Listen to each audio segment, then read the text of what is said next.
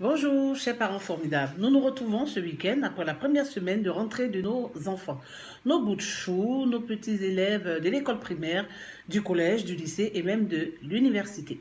Pour chacun d'entre eux, c'est tout nouveau. Pour d'autres, c'est une petite routine. Les mêmes enfants, les mêmes camarades de classe, les mêmes professeurs, peut-être quelques-uns qui changent.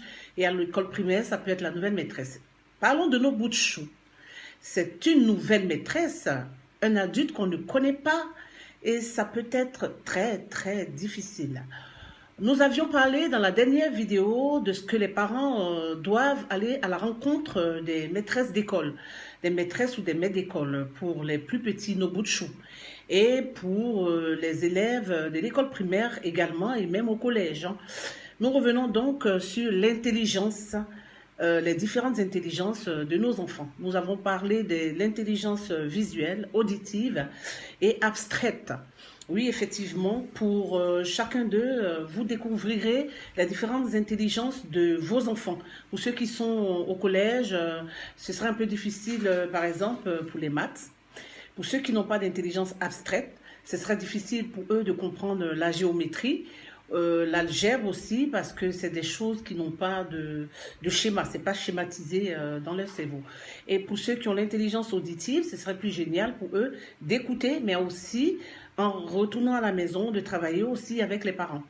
Et pour, ma foi, ceux qui ont l'intelligence visuelle, voilà, c'est une sorte de photographie, ils photographient les images, ils enregistrent, mais il faut toujours travailler ça. Il n'y a pas d'enfants bêtes, comme je l'ai dit à la dernière vidéo, il n'y a pas d'enfants moins bêtes.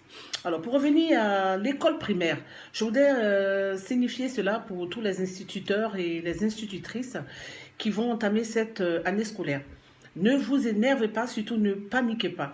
Pour apprendre, on n'a pas besoin de passer à la chicotte. Frapper, frapper, frapper, ça ne sert à rien. Je pense que pour les enfants qui ont des difficultés, c'est de mettre en place des outils d'accompagnement.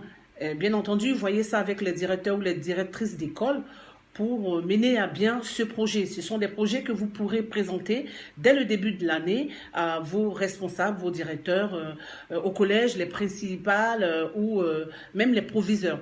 Voilà pour les conseils de cette semaine, parce que nous avons débuté, c'est tout doucement la rentrée, rien n'est encore fait. Alors, je profite pour apporter tous ces conseils aux parents et aussi aux enseignants et aux éducateurs. Bonne rentrée à tous. Vous êtes des parents formidables. Ne l'oubliez pas, faites toujours confiance en vous et en vos enfants. Si vous avez aimé la vidéo, partagez, aimez et commentez. Merci.